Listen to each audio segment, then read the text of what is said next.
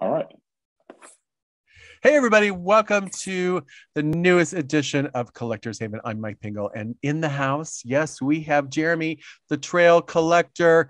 He collects on Dragon Ball, One Piece, and you collect on something else, correct? Yeah, My Hero Academia.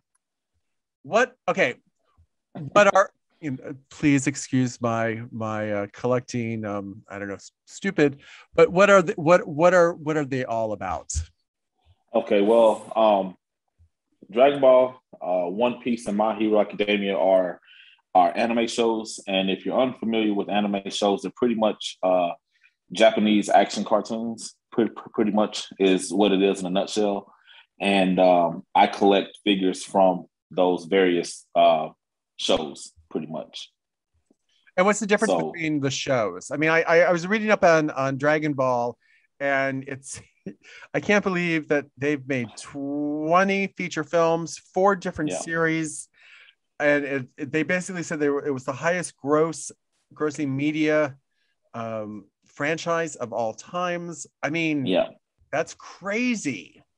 Yeah, a little history about Dragon Ball. Dragon Ball started in the late '80s, early '90s. I want to say with the very first Dragon Ball series, and it started out as a manga. And for your viewers who are not versed in Japanese media or shows, a manga is pretty much a comic book. That's all it is. It's just a Japanese comic book. And what it did was it started out as a comic book, and of course, just like they did here when we were kids in the '90s with the Batman television show when we were kids, the X-Men series, it just evolved into its own show, and it garnered a lot of popularity overseas in Japan, and then so Turner Broadcasting over in Georgia decided, hey, let's try to bring this show over here to the States, and they wasn't expected to take off as much as it did, and when it did, man, it was like wildfire. It just took off, and Dragon Ball was that one show that was pretty much the precursor for all other animes to come to the West. So yeah, that's a little backstory about it. Oh wow!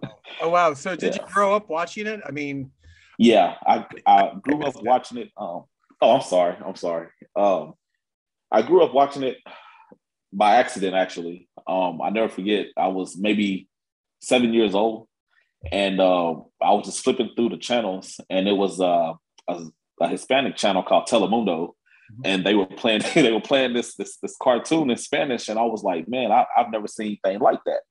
And not trying to deviate off off the subject or anything, but the saga that they were playing was the Namek saga, and that's one of the big defining sagas of the Dragon Ball universe.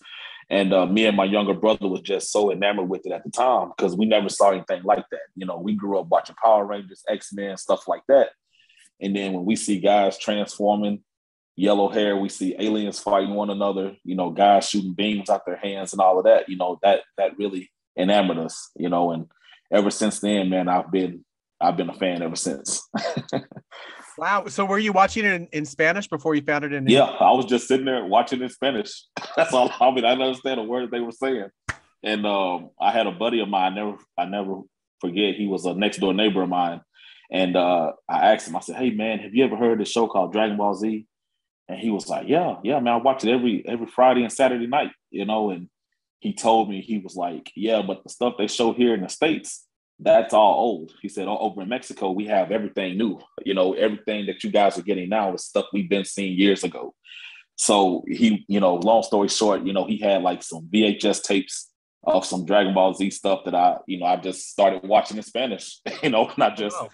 yeah, and that's how I got caught up on it as a kid That's and been a great. fan ever since. Yeah. That's great. And what is One Piece? One Piece is pretty much a show. It's an anime about pirates, and what it's about a group of pirates that are after this treasure called the One Piece.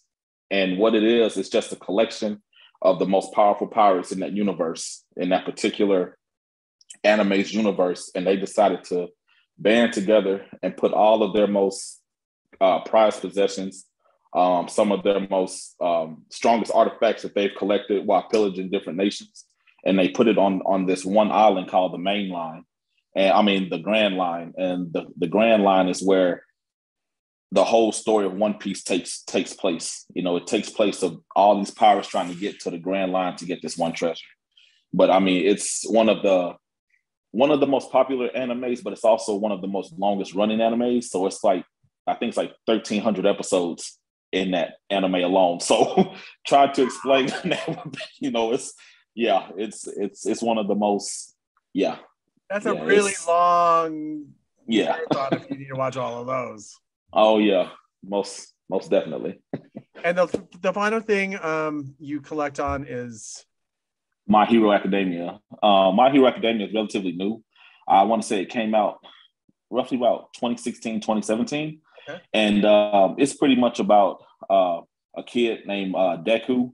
And what it is, and I think this is one of the coolest storylines, is that somehow the world evolved into individuals being born with superpowers. It's like the norm. So everybody born in that universe, in that My Hero universe, is born with a thing called a quirk. And a quirk is somewhat like a superpower. Some people have really awesome powers, like control elements. And then you have people that can do stuff like grow their hair to a certain extent. You know, I mean, I don't have that power. You know, they can do all kind of weird stuff. They can grow certain, you know, grow their hair. They can, you know, make things like inanimate objects come to life, all type of stuff. But getting back into it, it's the main character Deku is one of the only humans in the world that is not born with the quirk. So he's one of the guys that's shunned, because, you know, if you look at today's world now, you know, you look at people that can do these awesome abilities and you're like, man, how come I can't do it? But then in that world, people are born with awesome abilities. And it's the norm. So if you're just a normal human being like you and I, then people kind of look at you weird, you know? But they look at me weird already. I don't know what to say. Yeah, me too. So I'm in the same boat as well. But he ends up getting his quirk from the main hero of the story. His name is All Might, and he has the ability to pass his powers on to a worthy assessor. So he ends up getting the All for One, which is the ability to pass from one quirk to the other. So you have to be worthy in order for him to pass it. And then, you know, when you get to a certain part in your life, you can pass it on to the next person as well. So, you know, his story starts with being just an ordinary kid trying to get into this thing called a UA school, which is like a school for superheroes. And he trying to develop his quirk, come to find out he doesn't have it. And then he ends up meeting like the top tier hero of all time, and he ends up passing it to him. And that's how he gets his abilities. Well, he sounds like a good mentor, a very good mentor. Yeah. Yeah. So your love for Dragon Ball, is that what got you and catapulted you into collecting the pretty much as a kid, I was collecting like a lot of different stuff. I mean, being a kid of the 90s, man, I was into Power Rangers, the old school X-Men, you know, getting off the bus after school at 4:30 and trying to catch those Fox evening cartoons, you know, that come on after school. And I had a lot of those action figures and stuff, but I was never able to get my hands on Dragon Ball stuff because where I grew up, it just really wasn't, it was popular, but it wasn't popular enough to go and have, like, you know, you go to Toys R Us or Target and you go buy the action figures off the wall. It wasn't like that, you know? So as I got older, still couldn't find any. But, you know, as an adult, you know, I was able to like track them down and start getting certain things that I liked as a kid. And that pretty much, you know, what spawned my collecting of these awesome figures. So are these still harder to find now, or is it easier to find your collection? Oh no. Pretty much every Dragon Ball figure that I have, except for maybe 50 of them, they all come straight from Japan. I have buddies over there that serve our country in the Navy and the Air Force, and they're really big into collecting as well. So they'll shoot me a DM on Instagram or Facebook, and they'll be like, "Hey, Jeremy, you know, we got these new figures coming out that's not getting a U.S. release. Do you want it?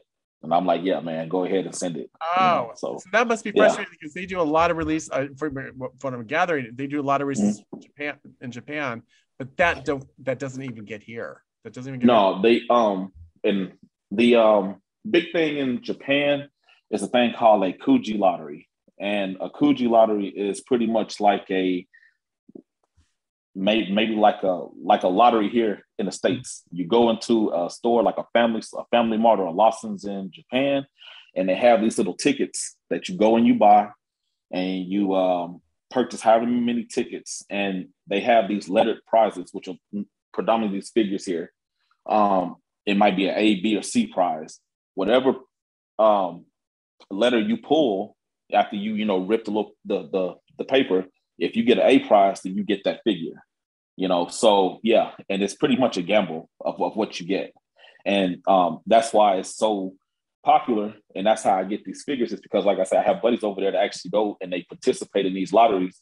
And then they'll, send them over here for me, or they'll tell me, hey, Jeremy, this is how much it costs. We'll go play for you and we'll send them home to you.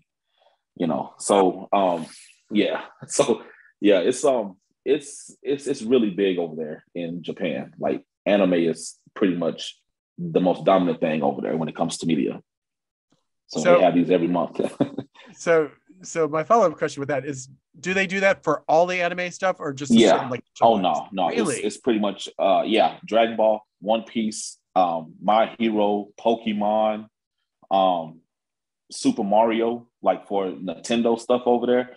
Anything that's Japanese related that has a huge cult following, Japan probably much does like lotteries for it. And us here in the West will never get those unless you have someone over there that's either stationed there, or you want to pay those astronomical eBay prices to try to get them here, But yeah, man. I mean, a figure might cost you about $30, and they might try to charge another $90 for shipping alone, on eBay. Yeah.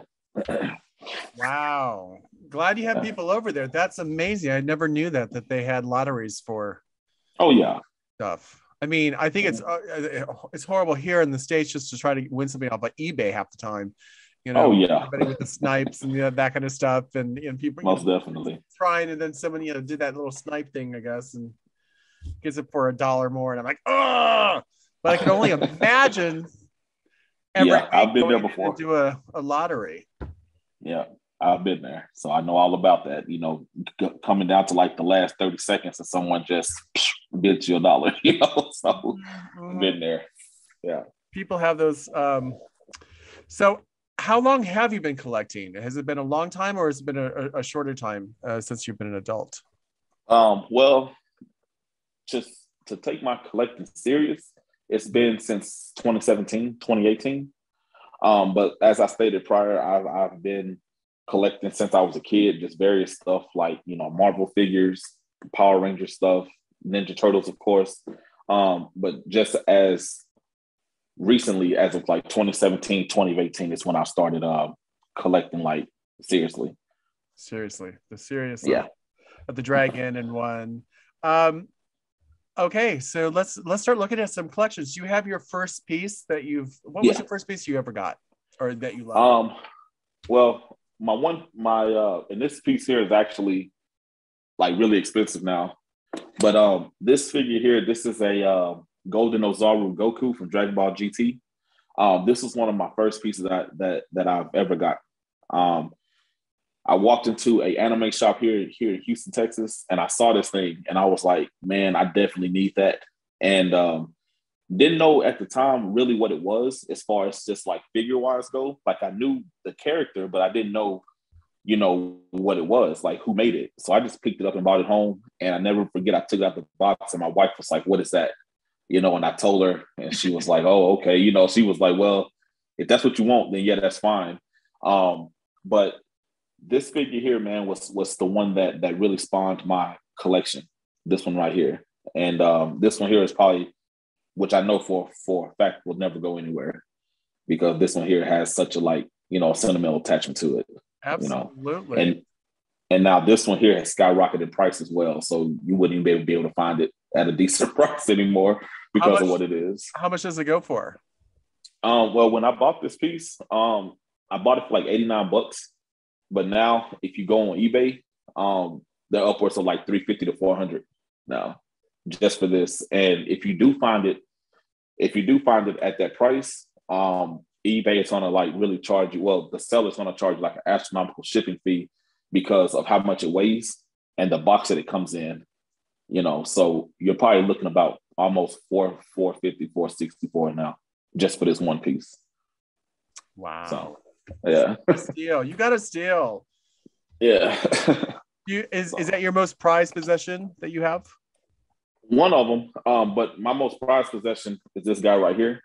Ooh. This is my most prized figure out of all of mine. This is a Medicos Goku. This figure here for collectors that are really big into anime, and they collect Dragon Ball. Those guys know exactly what this figure is. This figure here is one of the most sought after PVC ABS figures because of the quality of detail that it has. If you're familiar with like resin statues, like those real high quality statues that guys collect, even though this is a PVC piece, this is almost on the same level as resin as far as detail goes. And this figure here is kind of like on the pricey side now. You know what I'm saying? I mean, this is, yeah, and I only have one of them. It comes in a 2-version set. It comes with the regular hair color like this, and then you have a translucent hair variant that's probably like on a little bit on the cheaper side. But this one here, man, is like my most prized possession out of all of them. Wow, it's a nice. Yeah. Thing. What is he looking at? He's actually charging up. It's like in his power up stance. So if you see here, you can see how like a little aura on his legs. Yeah, that's him powering up. Oh, now I see his face. He's like, ah. Yeah, yeah, that's pretty much what I'm gonna become a big. I don't know what he's gonna become, but he's all right. Yeah, all right to win the game. Yep. Oh my gosh! So let's look at some more stuff they have. Okay, cool. I can most definitely do that for you. Oh, let's do it. All right. So let me get here. Flip my camera around. So here, of course, let me open my D-tops up here. That Medicos figure that I just showed you was in this space right here, so that's why you have like a little space there. But this is my Super Saiyan Goku shelf here, as you guys can see. Various transformations of the character there. And there's another one here. And then as we go down, Goku's father, which is the guy right here with the armor on, and then more iterations of Goku, transformations of him. His son Gohan, which is right here. Now, all of these figures that you see, like the different colors, they all come from different scenes from the anime. So, if you see him like doing like a dynamic pose like that, it's from a certain scene in the anime itself. And then we have some more Goku there. Super Saiyan 4 transformation. This one here is pretty cool, the solid gray one. This is a prototype figure that they pretty much, before they put it out in display or out in production, that's how the figure looked without color in the gray tones color there. And then some more of them here at the bottom. I know you probably can't really see the lighting. It's kind of bad down there. But so that's one. Then I have some stuff up top here. So and then I can just back up a little bit and show you. This is my Broly, Super Saiyan Broly display here from Super, Dragon Ball Super. Also my favorite character. Then I have some more stuff there. And then that's some more Broly stuff there. And then this is some more random Kuji stuff at the bottom. Who was that? Who is that character with the round eye? He was in the blue one. He was in the blue. Let me see. I'm sorry. Yeah, the this round one right here. Yeah, who is he? Oh, that's Cooler. He's oh, that's villain. A hat. Yeah, he's from Dragon Ball Z. Actually, he was actually one of the main protagonist in one of the feature films that you brought up. They have a film after him called Cooler's Revenge. And pretty much it's this guy taking revenge against his little brother that was killed, which is the guy Frieza right here at the bottom. He goes after Goku and the other Z fighters in order to try to get revenge for his brother being defeated by them. So yeah, that's one of a sought after piece as well. And then this display here is pretty much dedicated to different sagas from the Dragon Ball Z universe. So this one here is from the Saiyan saga, and these are the main villains right here from that particular saga. And then this particular piece here is when this guy transforms into that great ape monkey right there. And then it has Goku there, doing the spirit bomb technique to try to defeat him. So pretty cool. And then this is another character, Vegeta. This is him right here. And then this is his son. So I kind of have a shelf dedicated to him and his son.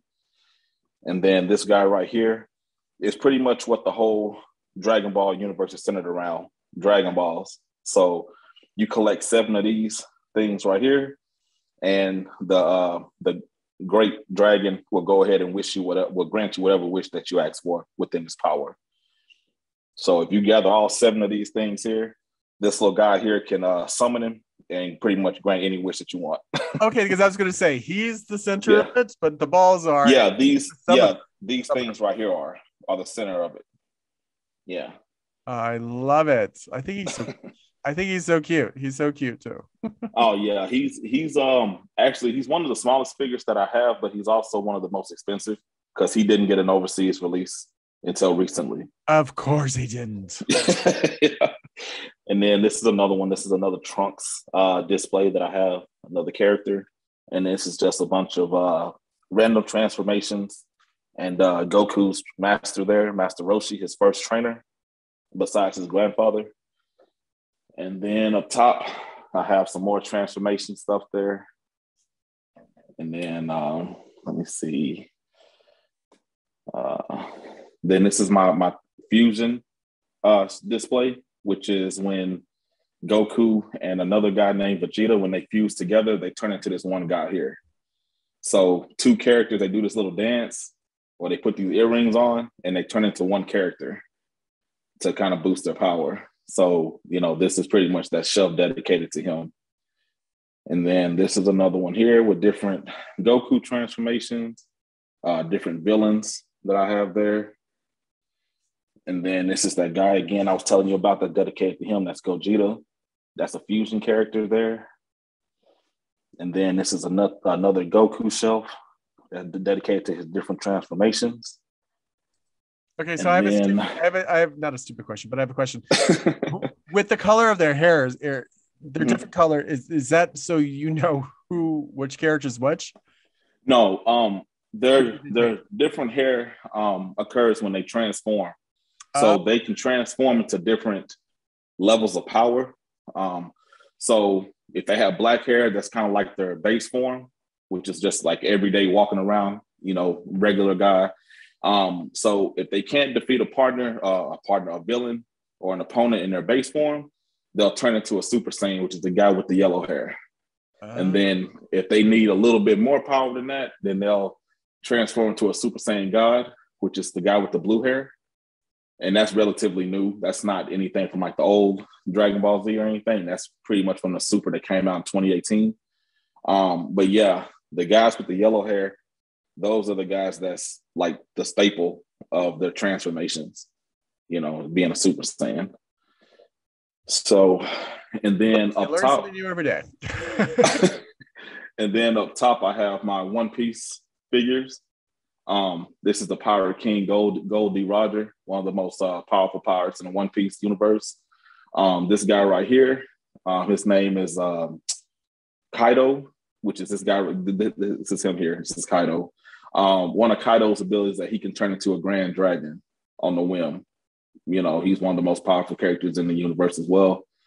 And then I have some more Dragon Ball stuff here. These are more of my little crane figures, which is ones that you get like at the little crane games in Japan. And then there's some more crane figures here. And then as we get down here to the bottom, this is my One Piece display. There's that Deku character I was telling you about in the back. And then one of his best friends, Bakugo, which is another main character in the One Piece universe. And pretty much that's it for my collection here at home. I still have probably about maybe about 24 to 30 other pieces that's not here on display. So, oh, wow.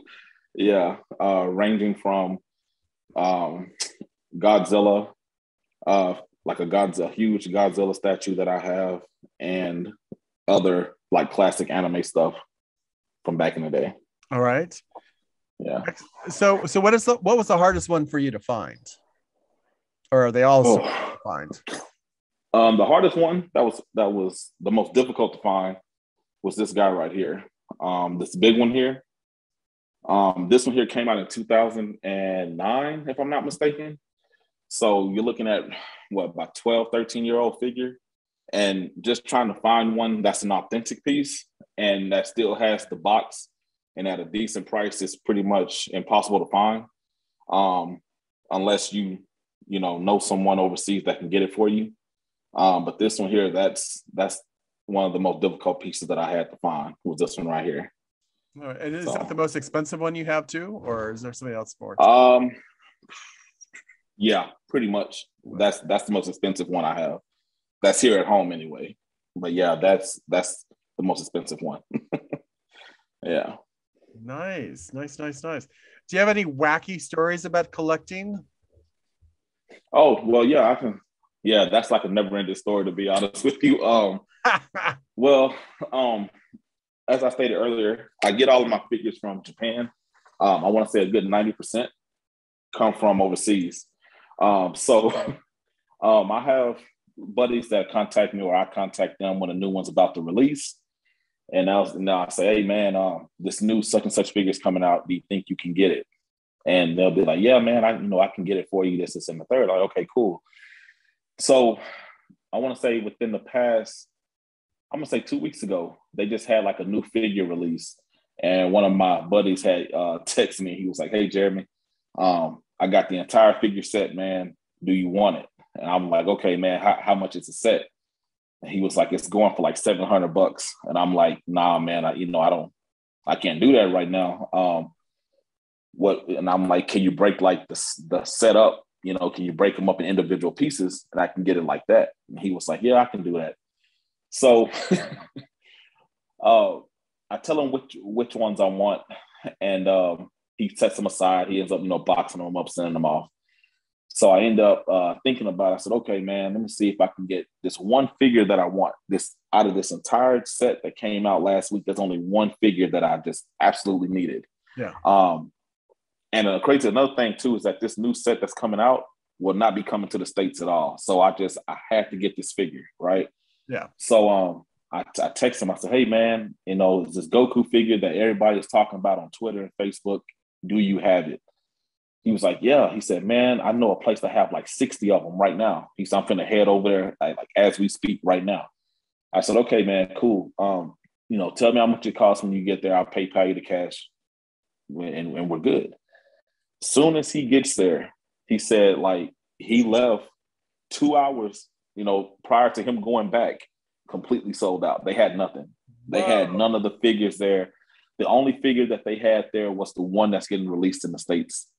And like nobody wants it because it's one of those most common figures, Yeah. So, he was like, "Man, bad news." He said they had like 60 of them. Now they have nothing. The only thing they have is like the Super Saiyan Blue Vegito that nobody wants. I'm like, well, yeah, man, pass on that then.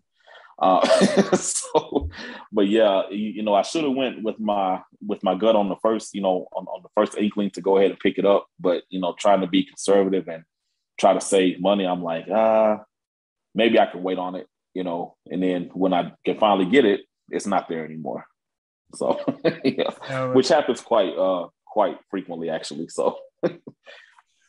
Wow. So, how many times during the year do they release a new character? Well, they you talking about as far as the Kuji Lottery goes? Yeah, absolutely. How many? Okay. Well, overseas in Japan, they usually do one. I would say not like every other month. So they'll probably skip a month or so. So for instance, we just had one come out in November, and then we'll have one come in December, which is like hugely popular because they haven't ever put these characters out in statue form ever. So that's going to be like a really sought after lottery that people are really going to be buying up. But the frequency usually goes like 1 to every 2 months, because what they do is they'll release a Dragon Ball, and then they'll release maybe a Pokemon the next month or a One Piece the month after that. So each like major anime gets a, Kuji Lottery of its own, Okay. So we won't get, after November and December, we won't get another Kuji Lottery to maybe like March or April of next year for Dragon Ball anyway. And with these lotteries, are there a certain amount they make, like a cap, like 1,000, or do they? Well, pretty much it's how it works. It's like each store is allotted X amount of figures. Okay. So if you go to like a Family Mart or a Lawson's, they might have, let's say, 6 of every figure there. And then they'll have these little, which I should have showed you that, they'll have these little side prizes here, which are like the most common, which are little things like this coaster here. This is like an actual Kuji coaster from Japan, like an ashtray or whatever you want to call it. But these are like the most common things in those lotteries. And, they'll have tons of those. And then you'll just so happen to be lucky to pull the actual figure letter.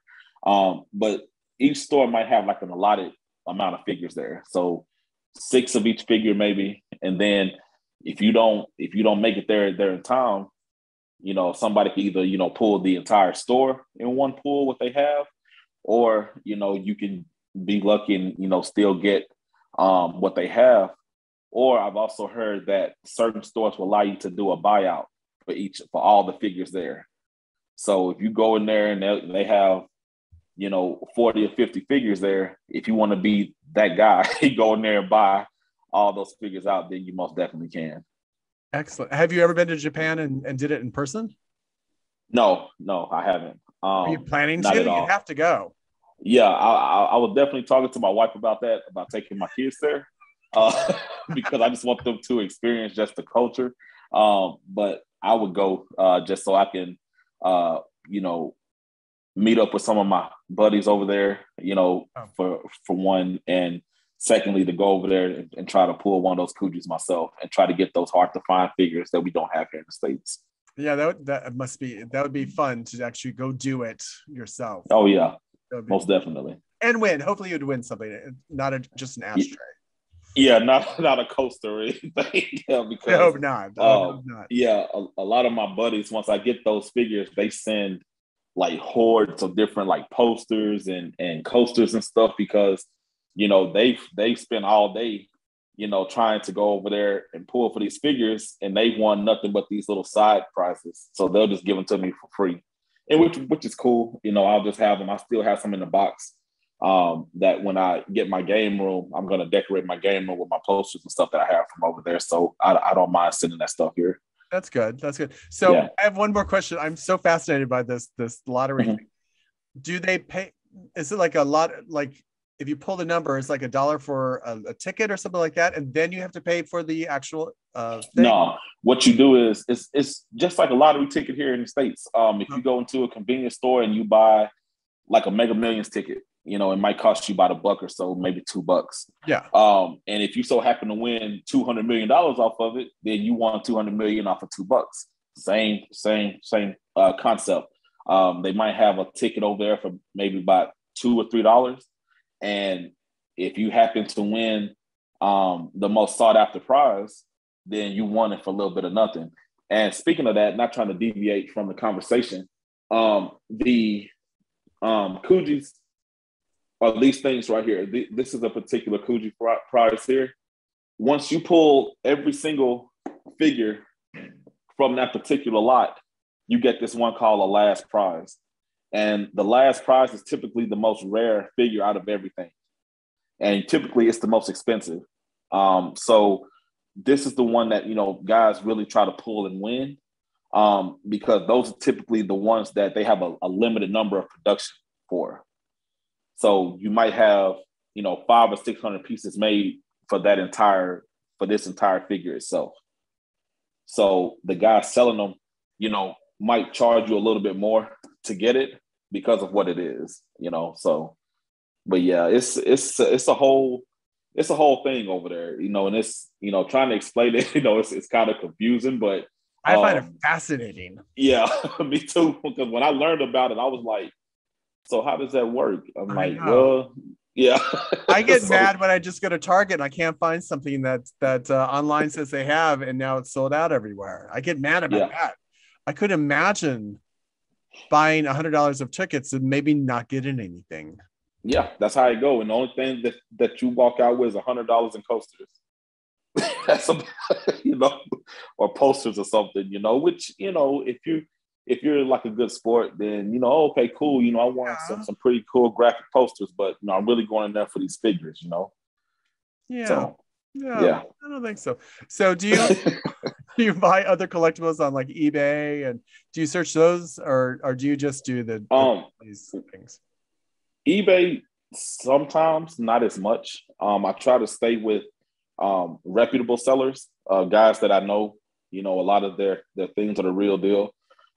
Not trying to take anything away from Macari sellers or eBay, but when I first started collecting, I never forget, I had this one piece, man, that was like couldn't nobody tell me anything about it. I'm like, man, you know, I got this piece for a steal. And that's before I found out about like bootlegs and fakes and all that type of stuff. So I ended up putting it on my Facebook group site. You know, I was like, hey guys, look at this piece that I found for a little bit of nothing.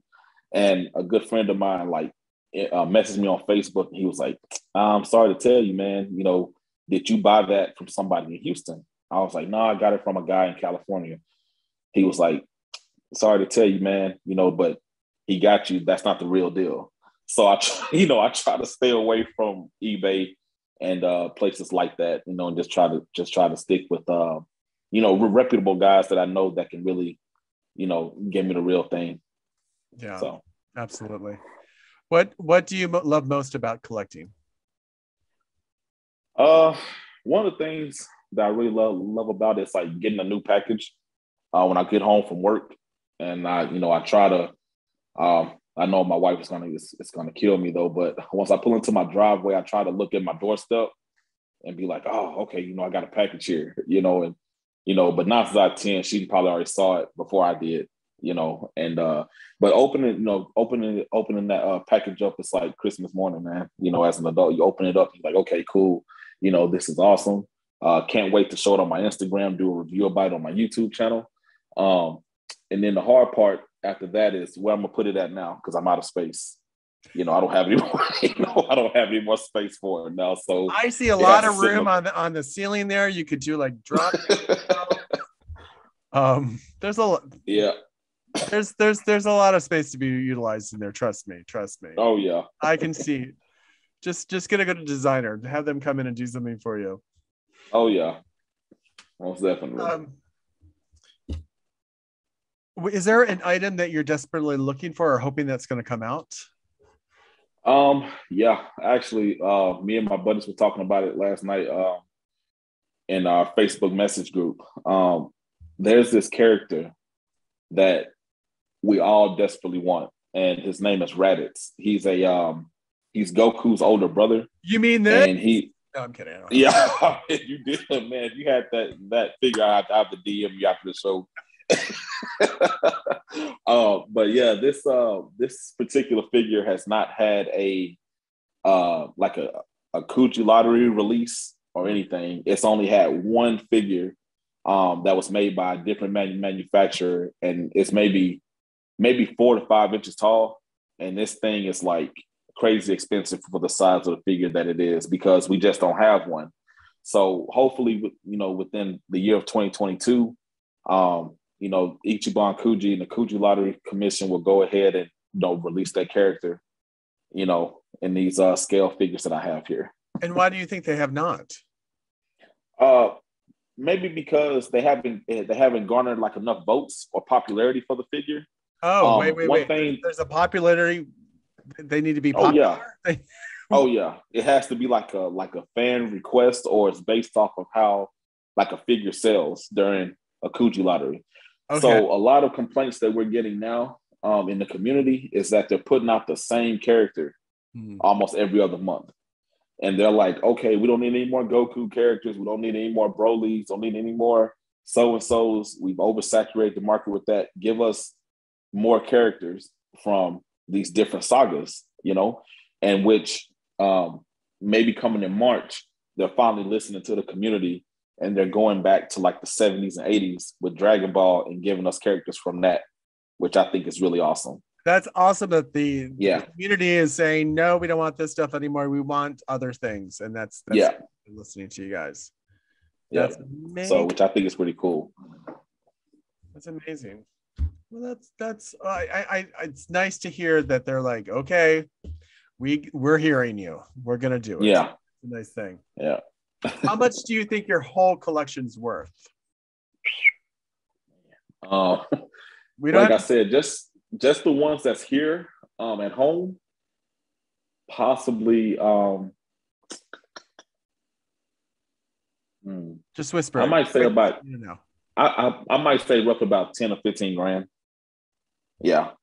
From ones that's here at home. Now the ones that's not here, I have one figure alone that's right at maybe about $800 to $900 by itself, and he's never coming out of the box. So he's never come out. No, he's never. Because he's one of the ones that, if I ever got into a tight spot, that I know that I could get, pretty much what he's worth for him. Which I don't want to part with him. Sitting in his box, going, I want to be out on the shelf, and you're like, nope. Nope, he ain't gonna be like the rest of them, man. He's gonna stay in the box. In a box. Oh, that's very sad. So you had mentioned you had a YouTube channel, and where can people find you online and look at all your fun collectibles more than we want? Okay, well, if you guys are on Instagram, you can head over to the Trill_collector512, and there is where I have every figure that I have from the day I started collecting up until I'm done, which is probably gonna be never. But every figure that I get, I end up posting on Instagram from day to date. So the same day that I posted is the day that I got it. So that's pretty awesome. Met a lot of awesome guys over there, individuals as well, getting information about these figures. And then over on my YouTube channel, it's the Trill Collector, and there I pretty much do reviews of all the new figures that I get. And pretty much the ones that's only getting overseas releases as well. So that's pretty cool because, guys here in the States, you can look on YouTube for anything, but to get someone stateside with those figures that can do a review for them, that's my goal, so that's pretty much what I do, unboxing and reviews for these figures. I am horrible at unboxing. Yeah. Never watched any of my unboxing. I'm throwing things are going out. No one's on this camera. It's ridiculous. Like I gave up on that. I gave up on that. Well, thank you for showing us your beautiful collection. I mean, that's and I've learned so much from you today. I got to tell you, Jeremy, I have learned so much. All right. Thank you. I am amazed with all the Japanese. I had no idea. And I'm so sorry that the States we don't get anything.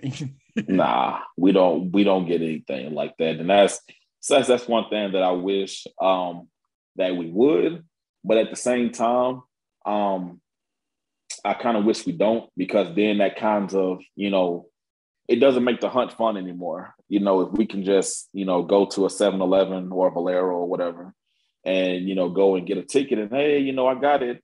It really doesn't.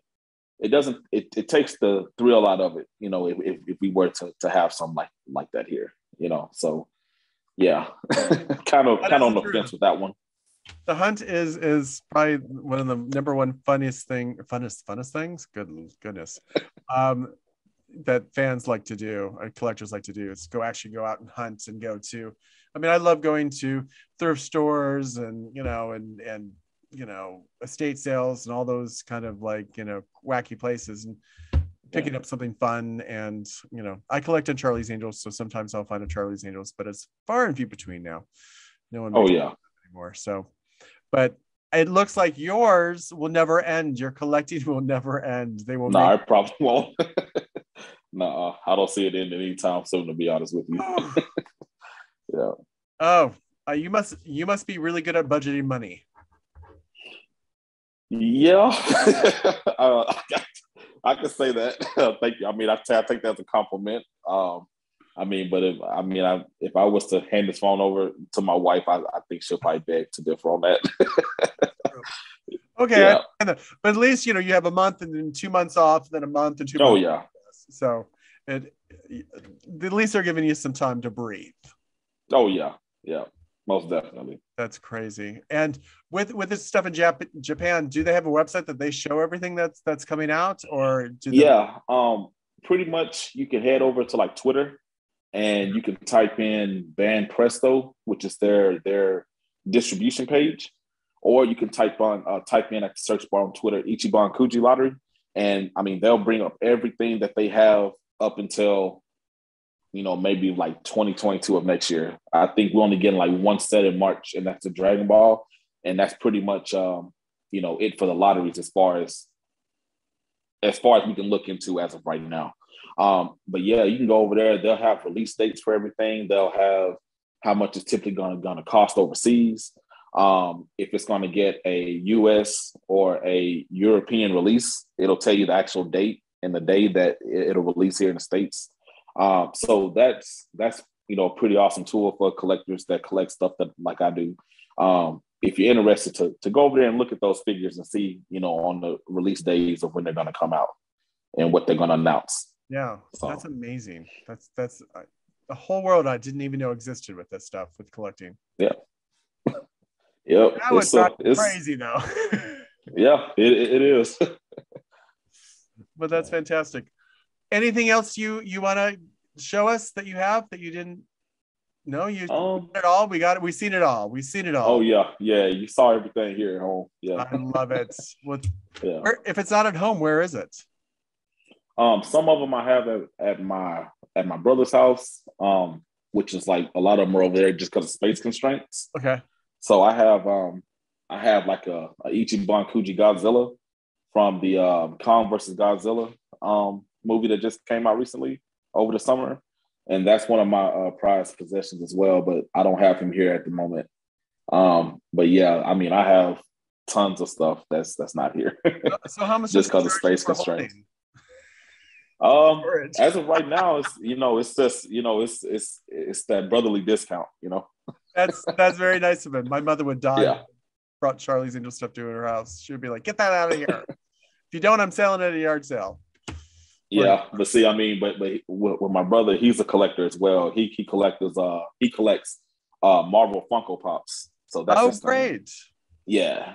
So yeah, he's really big into that. So, you know, we kind of have that little kindred thing going on as far as collecting and stuff goes. So he doesn't mind.